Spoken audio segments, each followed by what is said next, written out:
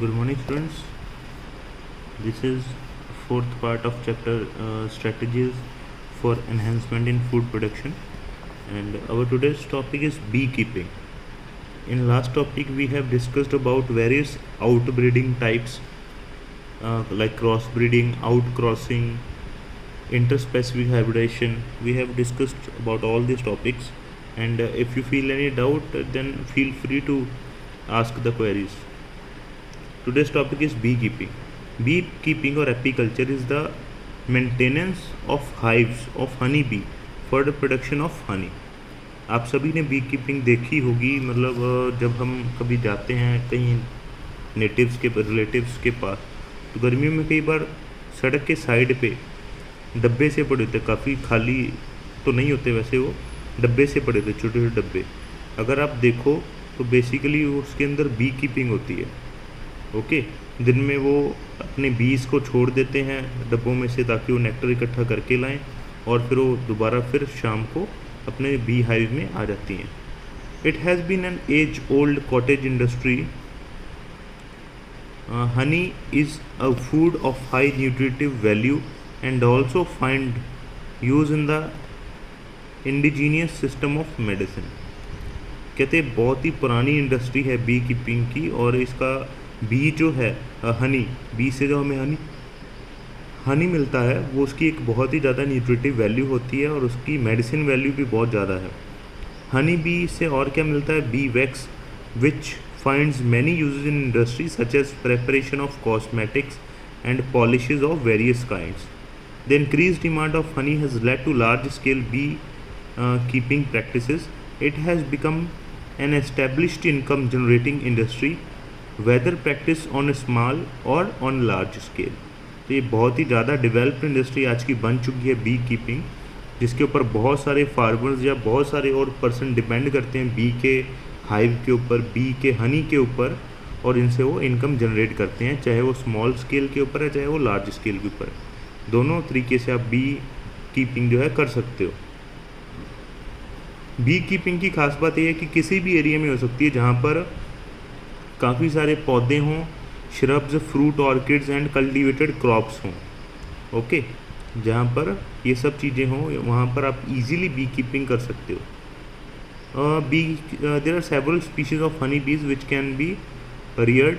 One of the most common species Apis indica. Bee hive can be kept in one country yard, on the veranda of the house और even on the roof. Bee keeping is not labour intensive. जिसमें कहते ज़्यादा labour का काम नहीं होता, क्योंकि बीज ने हनी इकट्ठा करके अपने बी हाइव में लाके छोड़ देना है, हमने जस्ट उसको कलेक्ट करना है, बी हाइव में से निकालना है। तो ज़्यादा लेबर इंटेंसिव वर्क नहीं होता। और सबसे कॉमन स्पीशीज़ जो है बी की वो है Apis indica. Beekeeping though relatively easy does not require some specialised knowledge and there are several organisations that teach beekeeping. कहते हैं ये थोड़ा मतलब ज़्यादा मुश्किल काम नहीं है, आसान काम ही है, और बहुत सारी बी कीपिंग टीचिंग ऑर्गेनाइजेशंस भी हैं जो आपको बी कीपिंग के बारे में बताती है। अगर आपने बी कीपिंग करनी है तो फॉलोइंग पार्ट्स, जो फॉलोइंग पॉइंट्स हैं, उसको बहुत ज़्यादा ध्यान में रखना होगा।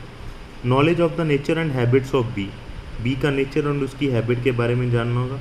Selection of suitable location for keeping the beehives, beehive मतलब वो जिसमें बी को रखा जाता है डब्बे से। Catching and hiving of swarms, मतलब ग्रुप ऑफ बीज, इसको बोलते हैं स्वाम्स, इसको कैसे कैच करना है, कैसे रखना है आपने। Management of bee hive during different season.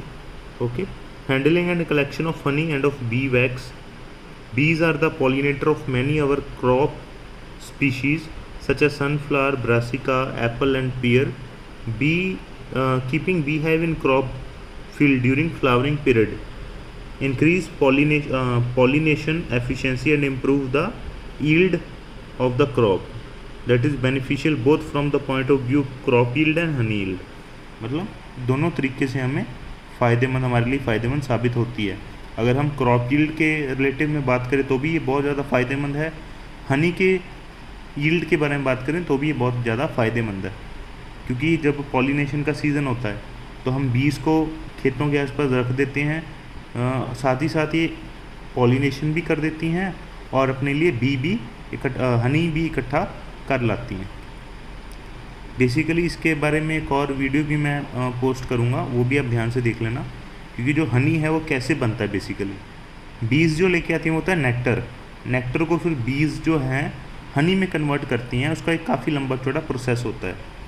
Fishery is an industry devoted to the catching, processing और सेलिंग ऑफ फिश, शेलफिश और other aquatic animals. A large number of our population is dependent on fish products and other aquatic animals such as prawns, crab, lobster, edible oyster etcetera for food.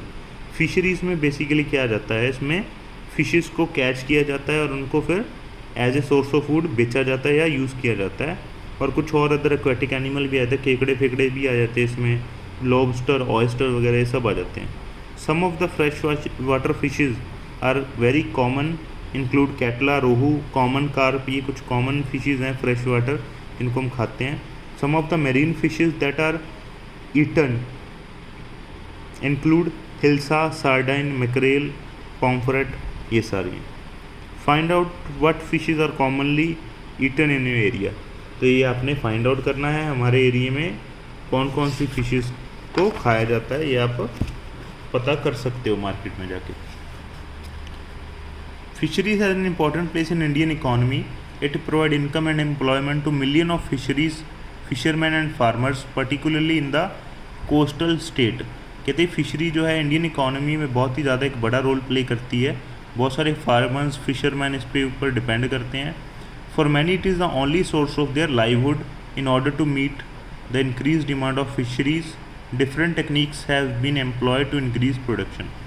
कहते बहुत सारे लोग तो ऐसे हैं जो सिर्फ़ और सिर्फ फिशरीज़ के ऊपर ही डिपेंड करते हैं, और फिशरीज़ की प्रोडक्शन को इंक्रीज़ करने के लिए भी बहुत सारी टेक्निक्स को एम्प्लॉय किया जाता है। For example, through aquaculture and pisciculture we have been able to increase the production of aquatic plant and animal, both fresh water and marine. उसी तरह से एक एक्वाकल्चर होता है एंड पिसिकल्चर होता है।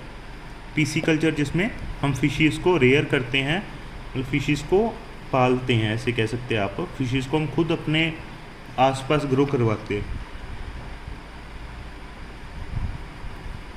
तो बेसिकली इसका भी एक प्रोसेस होता है पिसिकल्चर का।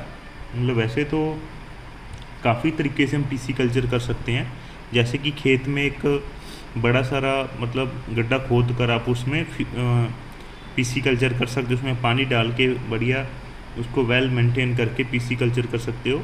जो हमारे गांव में पौंड होते हैं, लेक्स होते हैं, उनमें भी हम पिसिकल्चर कर सकते हैं।